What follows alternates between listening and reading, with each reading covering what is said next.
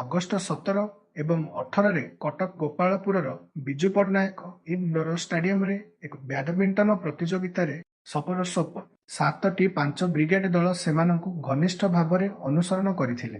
ମୁଖ୍ୟ ଅତିଥି ଭାବେ ଇଞ୍ଜିନିୟର ପ୍ରଦୀପ ବେହେରା, ଯାଦବ ମହାସଂଘର ସଭାପତି ଉପସ୍ଥିତ ଥିଲେ।